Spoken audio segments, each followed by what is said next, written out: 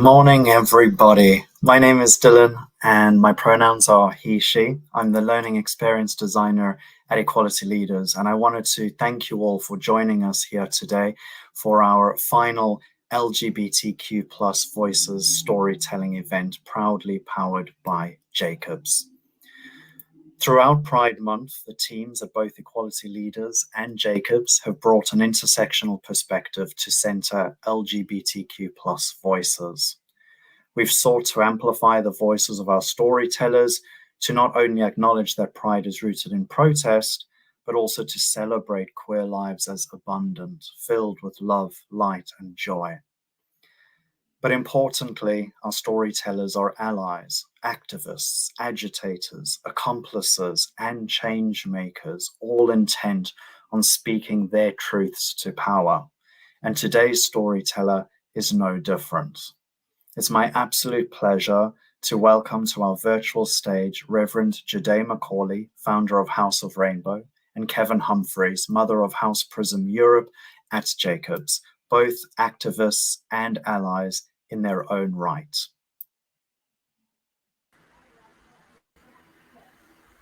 Hello, Kevin and Reverend Jade. Thank you both for being here. Over to you. Thank you so much, Dylan. And my personal welcome to everyone. As Dylan says, my name is Kevin Humphreys. My pronouns are he, they, and I am beyond excited to be with you here today. And thank you so much for joining us for this conversation. Seriously and genuinely, I cannot hide my excitement for today, for I have the honor of being in conversation with an incredible and inspiring human being, the founder and CEO of the House of Rainbow, an openly gay British Nigerian born in London, a Christian minister since 1998, an Anglican priest, an inspirational speaker, an author, a poet, pastor and preacher, and an HIV positive activist, having a degree in law, a master's degree in theology, and a postgraduate certificate in pastoral theology. It is the singularly astonishing Reverend Jade Macaulay. However, I am not finished. For within the LGBTQ family, there is no greater respect that we can pay than that is paid to our house mothers, those who offer a place of belonging, community, and safety to our LGBTQ siblings. And as mother of the House of Rainbow, it is with the deepest respect and love that I say hello to Mama Jade. Thank you so much. Thank you so much, Kevin. Honestly, I couldn't help myself, but that is so exciting to hear. And too often when I hear all the accolades read back to me, it reminds me of the journey, that important journey, that sacred journey, that inconvenience, the sacrifices as well.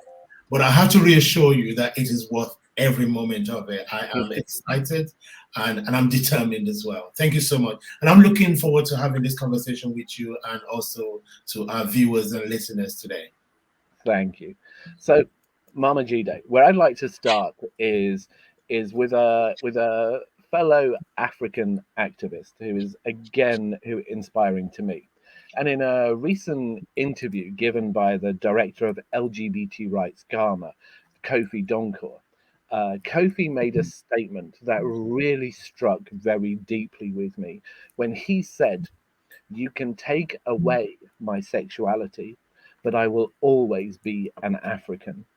And I would love to know, Mama Jade, what does that statement mean to you? And the statement has a lot of impact on many people, and indeed myself. And for many people who already know me, I was born in London of Nigerian parents, but I was raised in Nigeria. So I was raised with a culture, with a tradition of the Nigerian, families and upbringing.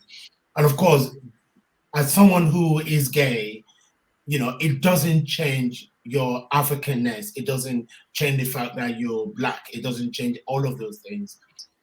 I think that, this statement resonates so much with me in the sense that when we travel around the world, we are still Africans. And, so, but unfortunately, we live in a world where, our Africanness has often been used against many people in a very negative way. We've seen it, in the area of immigration or migration. We've seen it with the Windrush generation, but unfortunately,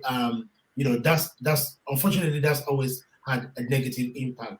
But the beautiful thing about it is that I've always said that, our Africanness is a source of our own heritage. And I give you an example, a very quick example. I was in a conversation with someone not too long ago, and where we're talking about our heritage. A lot of Africans, whether they live in Africa or outside of Africa, always give their children a name that connects them with their roots. My name is Baba Jide, for example, which means father wakes up. Because I was born after my grandfather passed away. There was a meaning to that name in my culture, in my tradition. So a lot of Africans have African names, even if they do have English names or Christian names, as it is known today. Now, the other side of that quote from Alex for me is that, especially for LGBT people, because I know that Alex speaks a lot on LGBT matters. Many of us have been asked to suppress our sexual interest or behavior. We can do that, but we cannot change our sexual orientation. And that is one of the core things. So as Africans, we cannot change who we are. We cannot change, our sexual orientation. There are so many other things that we can do, but we cannot change certain specific things about our humanity. And it's so interesting to me because we look now across what we see so visibly is Uganda, but also within Kenya, within Ghana now. It breaks my heart to see what's being said. And so often you see African media stating that to be LGBT is un-African, and that it is an import from the West that came. The only import from the West was actually homophobia that was brought to Africa through colonialism and through the laws that were brought in. But it deeply upsets me when I hear words like LGBT being un-African. I mean, to be quite honest, I'm not upset about the fact that people claim that LGBT is un-African from Africans. I think it's just it just tells you about the ignorance of those who hold those views. Homosexuality existed long before the colonizers came to Africa. I think that we might have to agree in history that the colonizers and some of the early missionaries that are the one that distorted, the peacefulness of same-gender loving individuals in Africa. Homosexuality is still legitimate in many parts of Africa today. But what is unfortunate is also the importation of homophobia through organizations like Family Watch International, conservative and evangelical movement, who have come with millions of dollars, to pay, people to promote the religious homophobic stand. And that is what we should be fighting against. Being gay is certainly African, is part of our, spiritual DNA. I was traveling around South Africa many years ago, when I had a reason, as part of a tour, to visit some of the spiritual leaders. And I had a lot of the stories, the backstory of the history of homosexuality. And also it is well documented, Boy, Wives, Female Husband is a book that is written, I think, by Moreau and another author, and, it documents absolutely incredible details of the history of homosexuality throughout Africa, in Nigeria, Kenya, Uganda, and so on. We've heard about the Buganda King in Uganda. So I think that is actually modern trend, that I have to say that homosexuality is un-African. It's actually not. I spoke, I'm running like a 3-day prayer time online. And yesterday, I was talking about the creation story, to those that are listening to me. The Bible says that God made them male and female. And we have to be very clear that God did not necessarily make them male for female.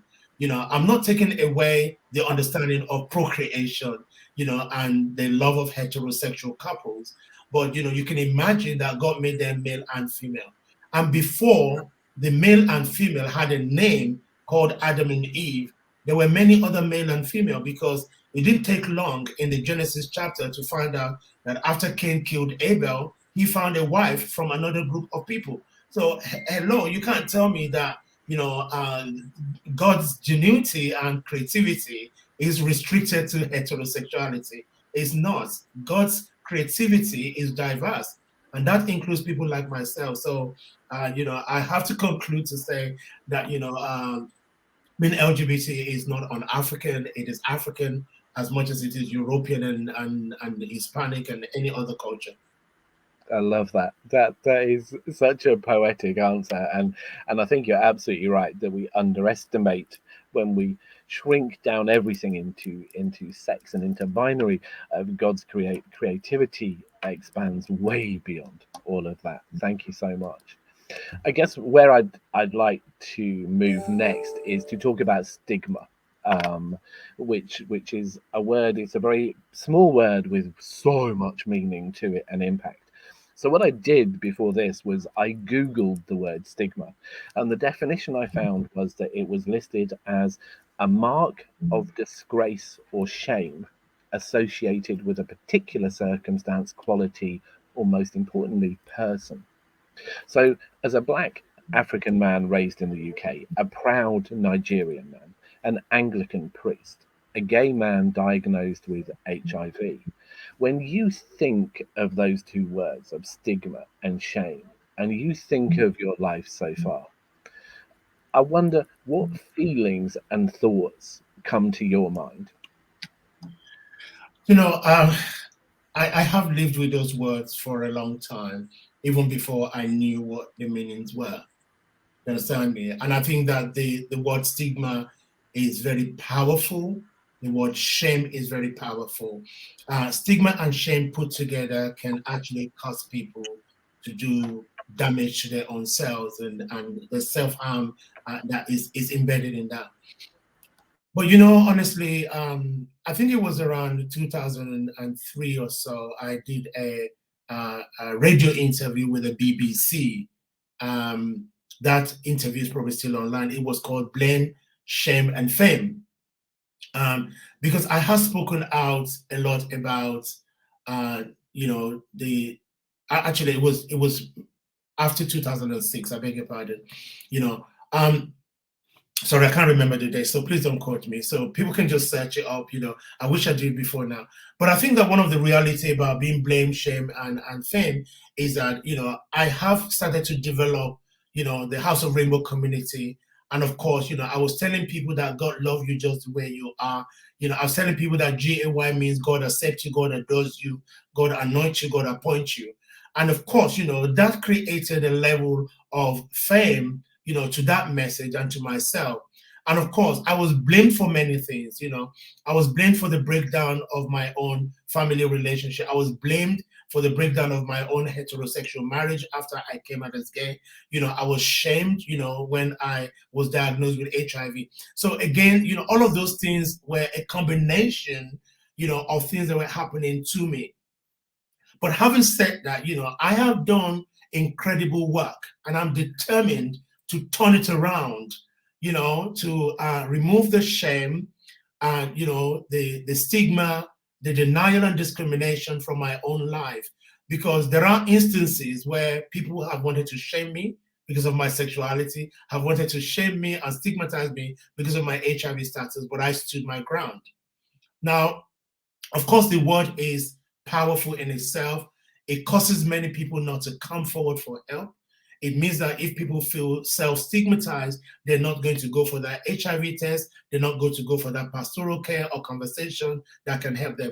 I wish that when I was growing up as a young person, there were people that I can go to talk about what I was feeling, about why I'm feeling shamed about myself, why I'm feeling stigmatized about myself, whatever the circumstances. So the work that I do today is to help to reduce or eradicate self-stigma, self-shame, self-denial, or even self-discrimination.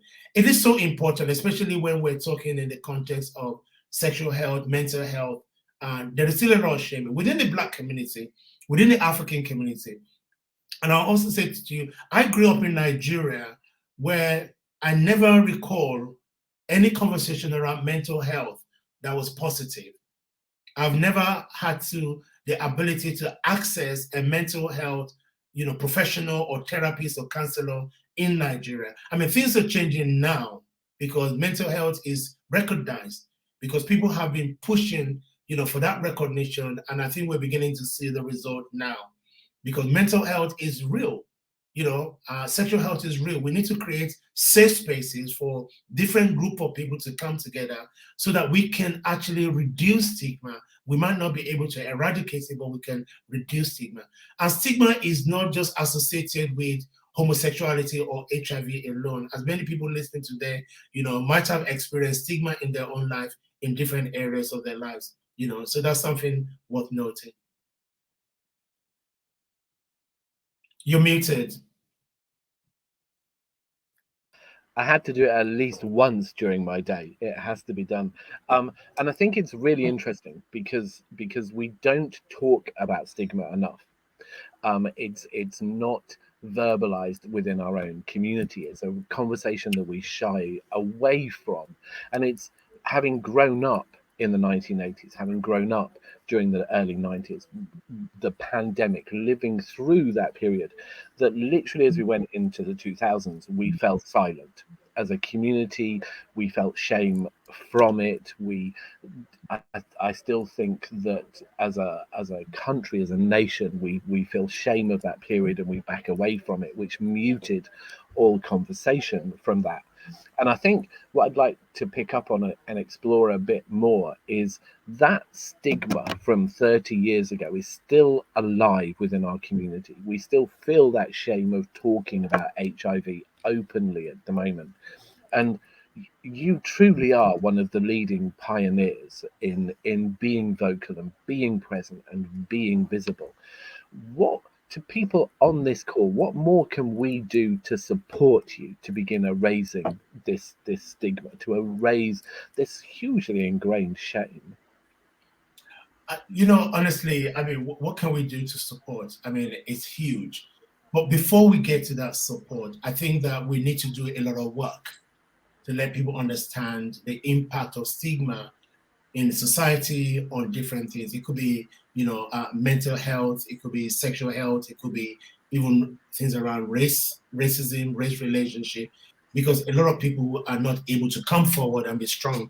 I mean, for me, I am definitely a proud Nigerian. I'm also a proud Black British man as well. I'm also very proud to be a priest in the Church of England. But I have to say to you that it has not been an easy feat at all. But I think that, of course, my diagnosis of HIV also comes with its own challenges as well, because I had come out as gay, and I've been stigmatized and demonized for my sexuality. And then, of course, when I was infected with the HIV virus, it's like, I'm hearing all the stories about this is God's punishment for your homosexuality.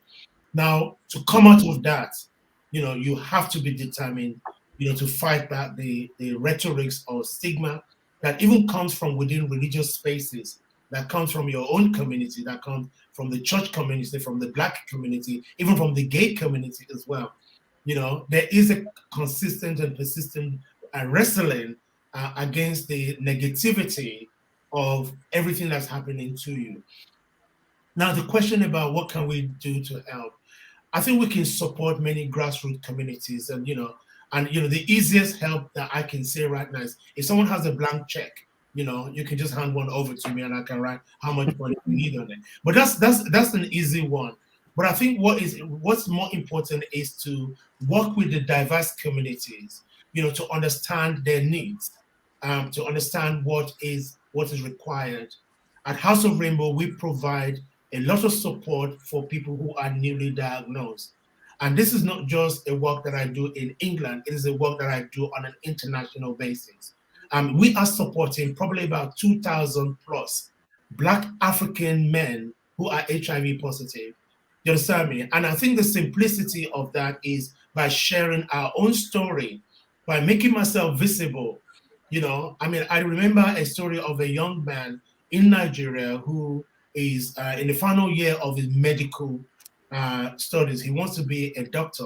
And then he was diagnosed with HIV. He didn't know that he didn't feel that he could carry on with his studies. So I'm not a doctor. So I started to share with him, information about professionals that are HIV positive and also in that field.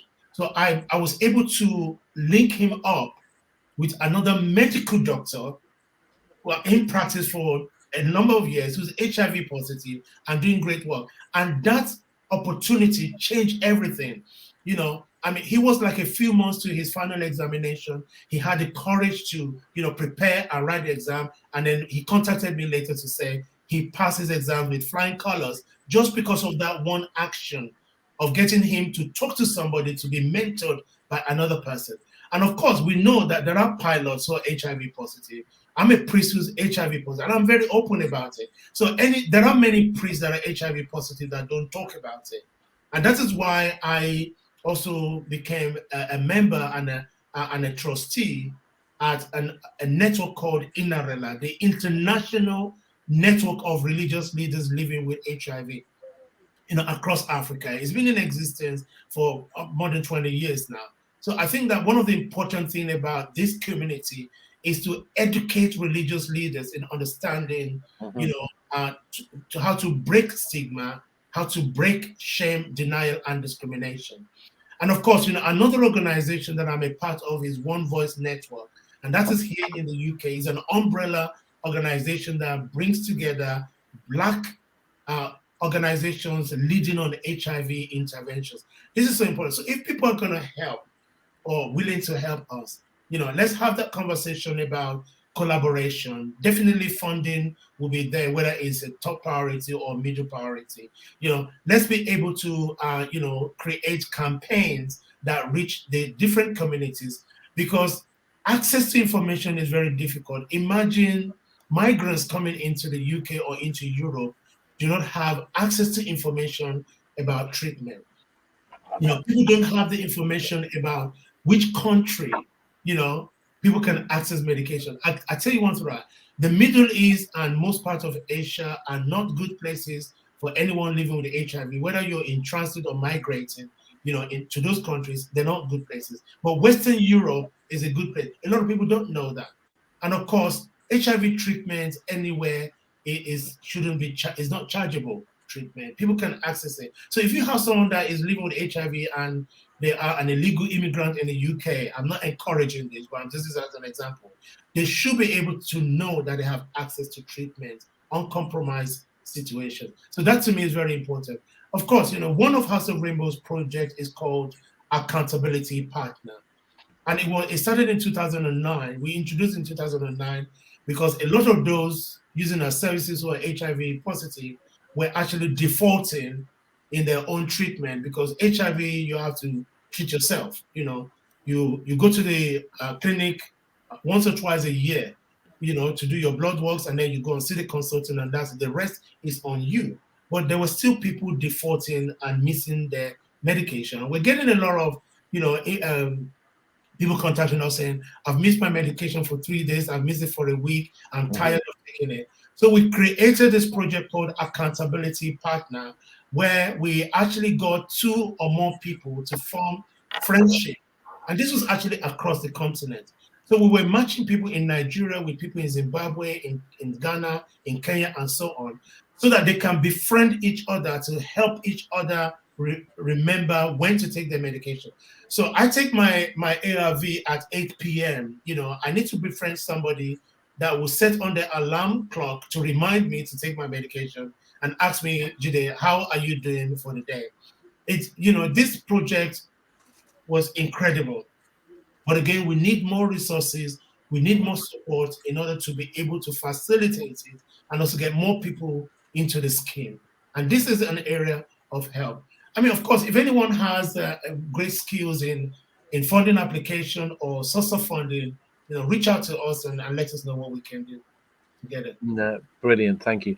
One thing I want to kind of just jot back, which I think is really important to pick up on, is that mental health, especially, and for someone like yourself. I mean, I saw yesterday you posted on Instagram the level of hate that people were creating fake accounts on Instagram to attack you directly.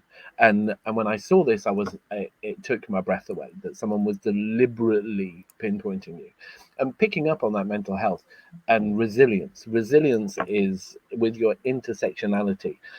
Your resilience is incredible. How do you look after your resilience at the moment? Where do you find that from?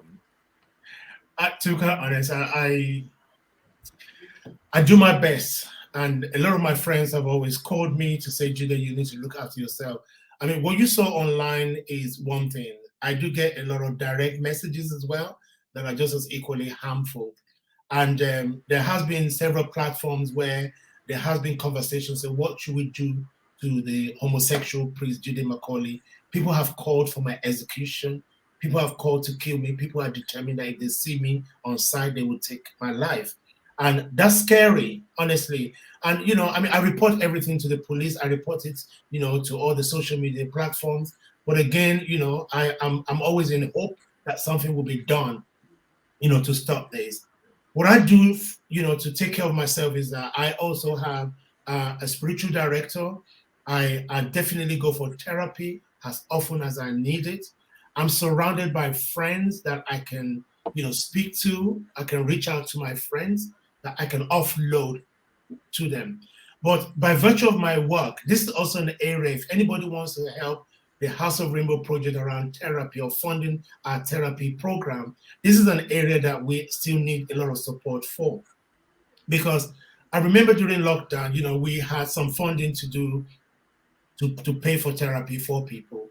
At the end of the funding, we still have about 90 plus people on the waiting list.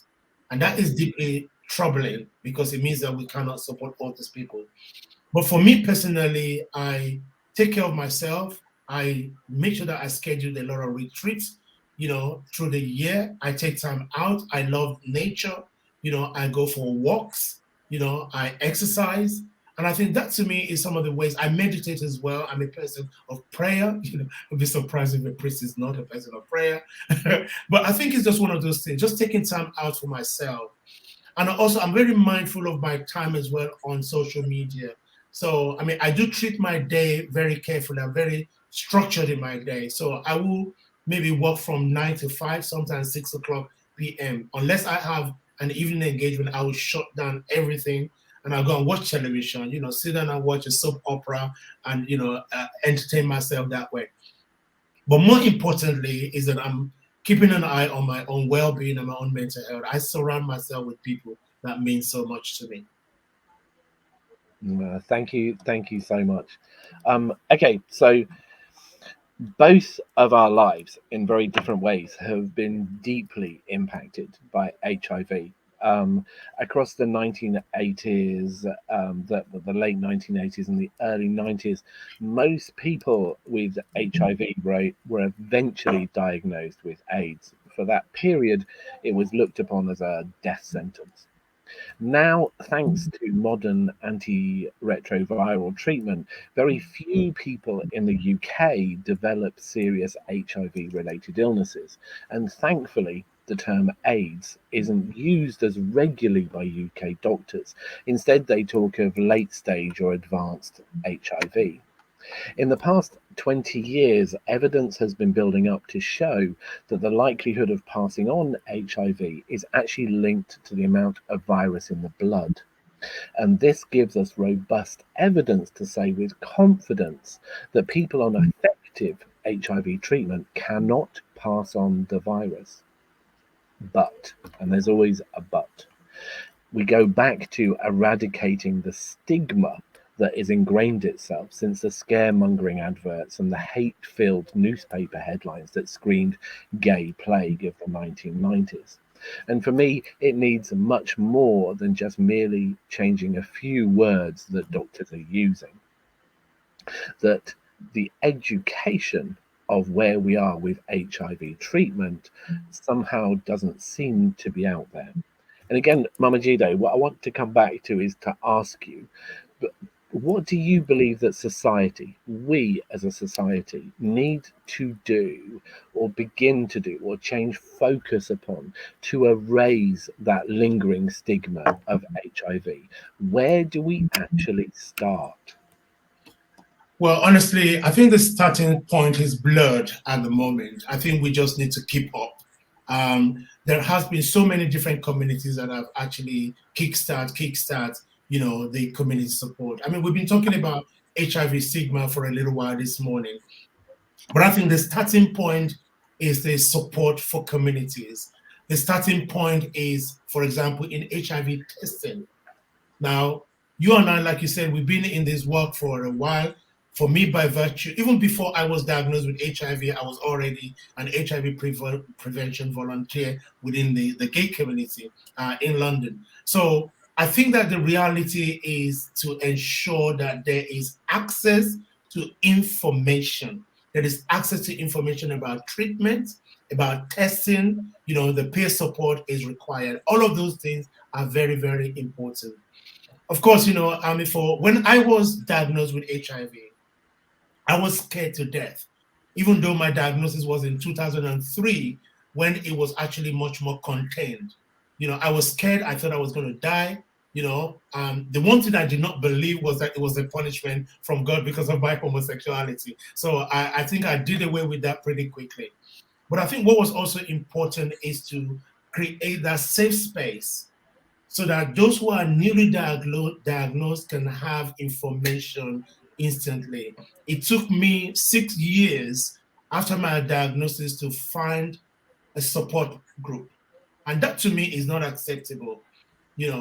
I think information around testing and diagnosis needs to be made available. And I'm glad that things are changing. I hope that when people walk into any clinic and they are diagnosed with HIV, that they know that the next step is to go somewhere that they can get full and frank support, so that it doesn't really, it doesn't make them crumble. Now, of course, where do we begin? I think that is not even the case of beginning, it's really about continuing. I remember the time when the information about U equals U was announced. That was a game changer, and in this journey of HIV. It actually removes the burden and the responsibility from people living with HIV onto everybody else, So I remember times where people would ask questions like, are you clean or are you dirty? Because you're Mhm. HIV positive. And I've had many stories, including my own stories of rejection because of my HIV status. So I think that U equals U changes everything. You know, I've had instances where I have been stigmatized, by religious leaders, in the church, yes, in the Anglican church, where I have been stigmatized that people will not take the challenge from me because I'm HIV positive, and I had to educate the people.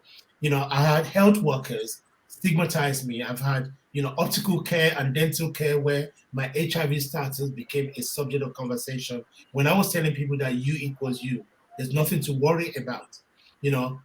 Politicians have spoken about my HIV status as well. In the bit of the campaign, there was a politician in Ghana who took a swipe at my HIV status, and he was quoting some of the gay-related illnesses report, back from the 1980s in a bid to pass the anti-gay bill in Ghana. So, I mean, I think that, we have started the journey to eradicate stigma, but we need more work to be done. The other area of work that is very crucial is within the Black community, because statistics also show that Black people living with HIV are more likely, to suffer mental health. I was a chaplain at Mildmay Hospital in London.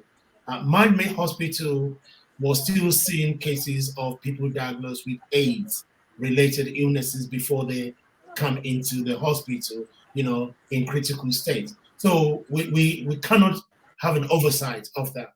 But the good news is that when people are diagnosed early, the treatment can begin, the support can be. That is where I think that we need to focus on. And I think that we also need more positive and inspirational speakers like you, myself, and many others, to speak up. Visibility changes everything.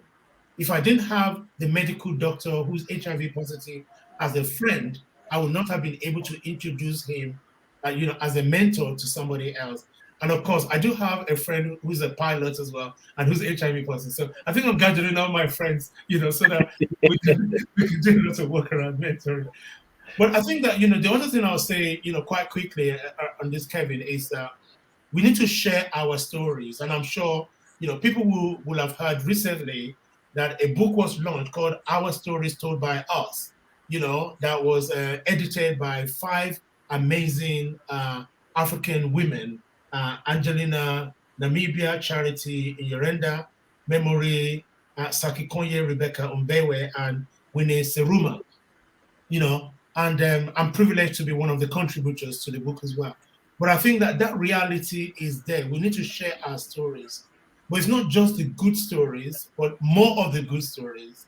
There was a book that was published, I think, in 2018 or so, called Who Cares About HIV? It was published in 2018, 2019.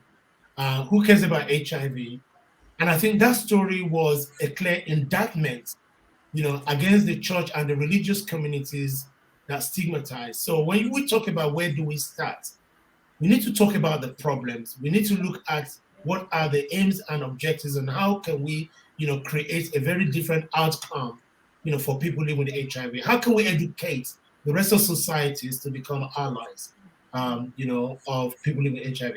I mean, a good friend of mine, Professor Drew Dalton, the founder of Report Out, he's also the founder or co-founder of a community called Positive Allies. And Positive Allies was created to educate allies who are not HIV positive, which is an incredible project. So there are so many things we can talk about, but I believe that we have started, but we also need to raise the bar on how we deliver and how we achieve a lot more to reduce and eradicate HIV stigma. But having said that, I did say finally one moment, but there is something that is being launched at the moment. It's called the Zero HIV Stigma Day. It's going to be on the 21st of July. And it's a day that has been agreed formally, by the UN and organizations leading on HIV. And it was in honor of Prudence. I can't remember Prudence's second name. I'll remember maybe before we finish. Is because 21st of July is her birthday. She passed away, a few years ago.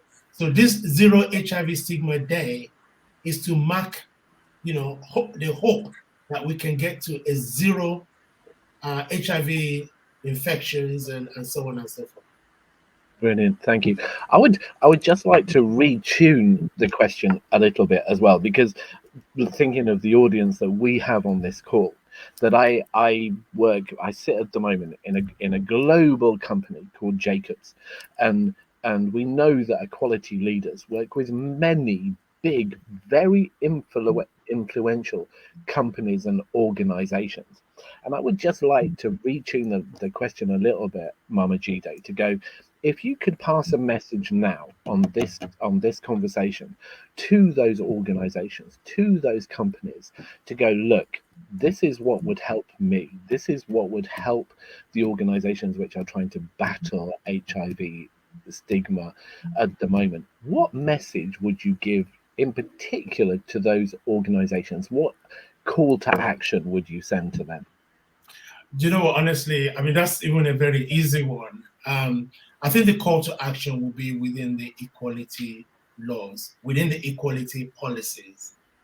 Every organization should probably make it clear that there is no discrimination against people's health, including HIV. And you can have a huge poster around your organizations. It can be in the staff handbook, and so that people are clear about it. It has to be part of that policy, in my working life, since I've been diagnosed with HIV, I've been very fortunate. You understand me? Apart from the incident in church that I talked about, is also printed in the Church Times in 2020 or so, 2021. Now, I think that the reality is that if organizations have those policies, people living with HIV will not feel that they need to hide it. Because let's be realistic, there are times that people need to go for the extra, medical care, especially when you have to go and get tests for your kidney, your liver, and other parts of you, when you have to go to that additional dental care or optical care. You need a lot more time off work than your colleagues. So it shouldn't be taken out on you. What is important is that colleagues and organizations need to make sure that the human resource department, have this information and it is applicable to the equality and act and policies. Now, of course, I think one of the things that is also important is education. When I was doing my theological studies and formation and at Westcott House in Cambridge, we had opportunities, you understand me, to take part in extra sessions and classes and workshops, but there was nothing around health or sexual health. I think every priest needs to know about HIV. I'm not just talking just the definition. They need to know a lot more about HIV, how it's transmitted, how it's treated, how it can be prevented. They need to know a lot more. Because my advocacy is that every priest, has a responsibility to everybody in their parish, not just those who come to your church. So if someone lives in your parish is HIV positive or they're gay, those people also fall under your responsibility of pastoral care. Pastoral care doesn't have to be religiously based. It doesn't have to be about the Bible or the Quran or the Torah. It's really about someone who is, in leadership, who is recognized in the community, as somebody that people can go to. If there was an incident, in any community, the church is always one of the places that people go to. So I would say that, in workplaces, perhaps they could have an appointed person. We have a lot of safeguarding officers, in our office. Maybe there's somebody in that kind of category who could be the go-to person, or if organizations can make sure that there are clarifications about processes. Because if I don't share my HIV status with my employers and somebody finds out, they might do something with it or do something about it that might be more harmful, So, I mean, in the places that I have worked, fortunately, I've been able to talk about my HIV status quite openly. And I think maybe it's just an exception for me. Not everybody can disclose. Yeah, and I think just building on that, my call to action really for any ED&I leads on here who are working with companies is the person I'm talking today is one of the greatest speakers of intersectionality, and my call to action would be the way to bring true intersectionality into your company and that understanding, and to raise awareness around HIV is to come to speak to speakers such as Mama Jide and Bisi Alimi and people like that. Please invite them into your organizations and allow them to speak their truth, because that's how we begin to educate. So that is my personal call to action. let me quickly add to your personal call, because I think one of the important things also is to make this accessible, so that we can easily have the conversation rather than people hide that conversation. And I think for me, it's very important if you have campaigns or posters or organization support, courses around HIV, then that will also make it easy to say, well, my organization supports other organizations promoting, sexual health, and that's great. Because I mean, sex is important, and our sexual health is also important. So if you look after your employees' sexual health, you probably will have great employees working for you. Thank you. Okay, again, I'm going to return to your social media, which is always a source of inspiration to me when I look at it. And I know that recently there was a social media post, and it was the most beautiful message that you shared from a gay man in Ghana who spoke of you as an inspiration and a star of hope for him. And I know from talking to LGBT people within Ghana, within the community, they know so much of you. And really, I would like to ask the question: how important do you believe having a black gay man HIV representation within the church is, and what impact do you hope that this representation can bring? I think representation matters, and the reason that I use social media so powerfully is because I have been demonized even by the church for using social media in such a way.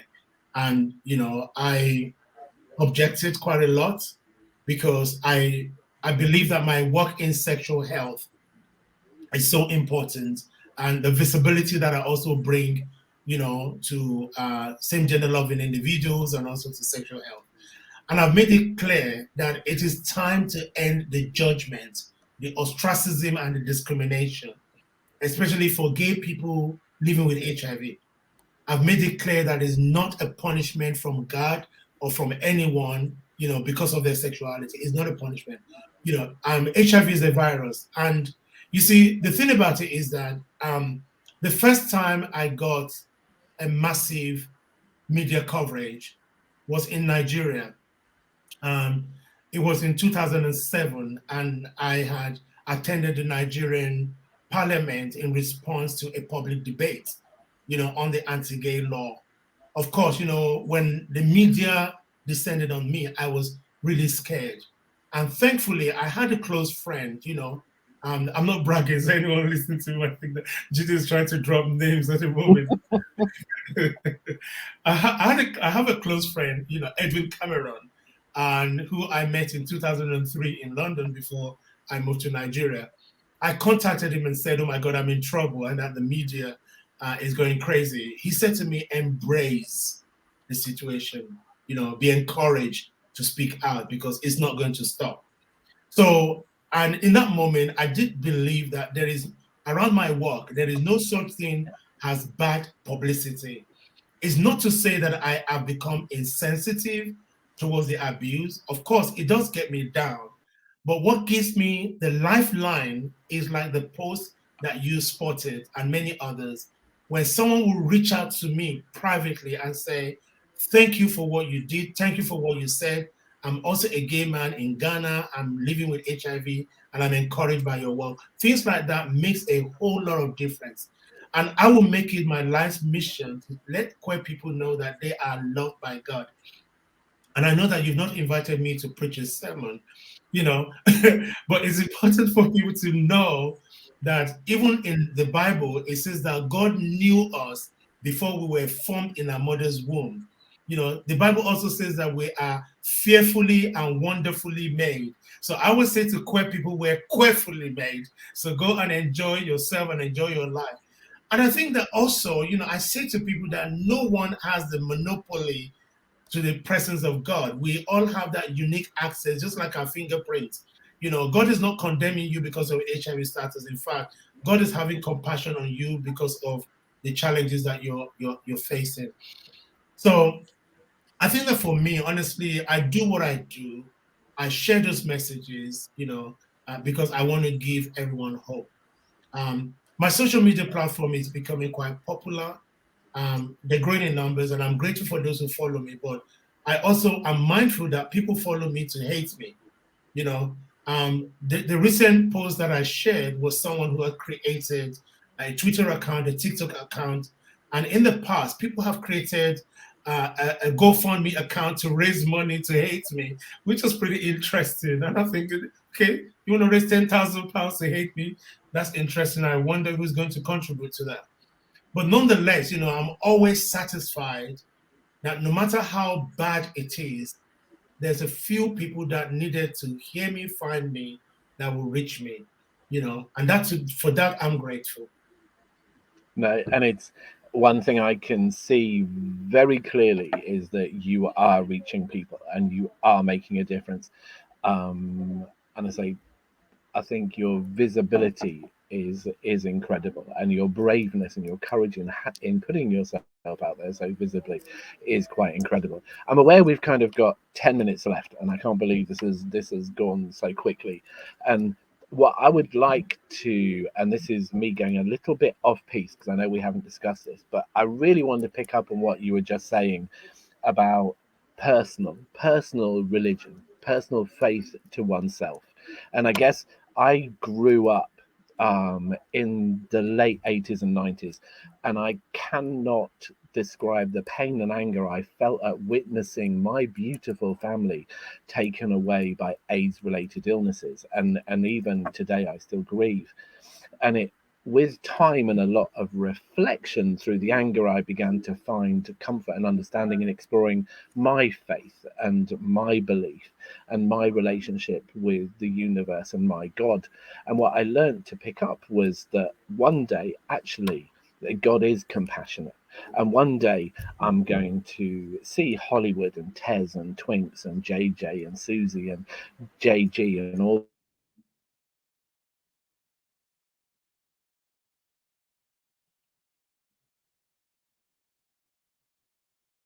people who are beautiful and wonderful and amazing. There's a beautiful gospel song by Patti LaBelle which says, "When I get to heaven, I'm going to walk around heaven all day and scream and shout." And I always imagine that I'm going to get to my heaven and my God, and I'm going to knock on the door, and my God's going to open the door, and she's going to say to me, "Hey, child, it's been a minute. Come on inside and join your friends. They've been waiting for you." And I would really love to know, with everything you are doing at the moment, when that moment arrives and you get to arrive there, and believe me, the gates of heaven will swing open to you in a hug for everything you have given on this earth. What do you believe the first words that you will hear are, and who will speak them to you? I believe God will be speaking to me directly. Obviously, I do appreciate the angels, but I think it's going to be like a one-to-one with God. Say, "Welcome, my beloved child." And I think that the important thing is also to recognize that journey that led to that place. My upbringing. I was raised in a very Christian environment, but very conservative Christian environment that didn't allow me, to navigate my own truth. But of course, when I then found my own truth, I'm standing with my truth. And I have now understand who I am and whose I am. And that's what I'm saying to everybody. I think that, I'm also spending a good part of my time, to encourage LGBT people to reconcile their faith and their sexuality and their relationship with God. It is an important part for me. I do not believe in a God that is judgmental. I do not believe in a God that stigmatizes people or shame them or deny them or discriminate against or even attempt to make laws against them. The one thing in my faith is that we struggle against principalities. We struggle against wickedness. But the important thing is for many people of faith to stand strong. Let me put it to you this way personally. I grew up in a family of faith, but I have to find my own pathway in faith because there was a time that I no longer subscribe to my father's theology. My father is a minister, okay? So my father has disowned me. He said I'm a disgrace to his family. So the conversation about my sexuality and my HIV status is not an easy conversation with my dad. But what I do know is that I hold true to my heavenly father, okay? And the reason that I use the prescription of Mama Jide is because my late mother, allowed me to connect with the maternal spirit, the comfort and the peace that I get from her. But it's not to say that my mother's mother, my grandmother, was homophobic and she was a Jehovah Witness. But my mother was an exception that allowed me to express and even experience my faith in God and in humanity. She supported me in many ways that I can write a whole book about it. Now, my faith in God is what sustained me when I received my HIV diagnosis. So I had faith before HIV. I had faith at HIV, and I continue to have faith in God with my HIV diagnosis. It changed nothing. My hope is that people will be able to unlearn the abuses and the rejection, and welcome, the love, the true love of God for them. And I mean, it's not a sermon, and I know that people might be listening that are not people of faith or are not Christians, but I just want to say this, that Christianity for me is amazing, it's incredible, but we need to be mindful of those who hold this faith, in danger for others, who hold it in a kind of harmful way. We've seen it. I mean, what has Christianity got to do in any parliament in the world where we're discussing civil matters, for the nation? But I'm not saying that people of faith should not pray, but we cannot use our religion to harm other people. Now, I've said to LGBT people that, I've said to churches rather that if your church is not welcoming to LGBT people, or rather, if it's not good for LGBT people, it's not good for anybody. So I think that, songs from Patti LaBelle echoes some of the things that many of us are thinking on the journey that we're on. But I just want to say that, my faith and my religious journey has changed, not just because of HIV, it has changed because of my own determination to connect with a God that is peaceful, that is comforting, that is faithful, and cares about every single thing about me. From the hair on my head to the sole of my feet, God cares about me. And that is what matters. Thank you so much. Thank you so much. I can't believe that our hour has nearly gone. And Mama Jide, there is one thing I'm going to say is that I will be getting in touch with you because I want to continue this conversation. I will buy the tea and I will buy the cake, but please let's continue. So thank you. Thank you for such an inspiring conversation. It truly has been an honor for me. And from one house mother to another house mother, nothing but love, nothing but respect. And this truly has been a highlight of my whole pride. I would like to thank Equality Leaders. I would like to personally thank Meenakshi and Apple and Tim and Git for Dylan for giving our LGBT community such a platform and voice. It is truly appreciated. And at this point, with a few minutes left, I'm going to hand back to Dylan, who will be closing the event. So Dylan, it's back to you.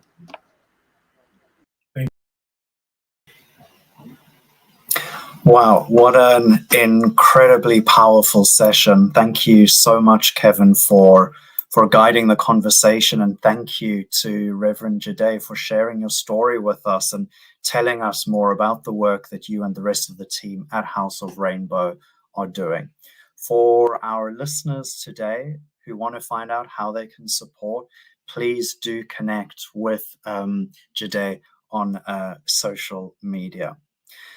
A very special thank you, of course, goes to our sponsor, Jacobs, who we are incredibly proud as Equality Leaders to be collaborating with to bring you the storytelling series throughout Pride Month. We'd like to thank you, all of our audience members, for joining us today. This may have been our final storytelling session, but not to worry, as all of our events are now available for you to watch on demand at our YouTube channel. So if you have missed any of our previous events, please do take a look. If you'd like to keep in touch with us, be the first to know about our exciting upcoming events, then please visit us at equalityleaders.com. You can sign up for our monthly DE&I brief, bringing to your inbox everything you need related to DE&I for business and lifestyle.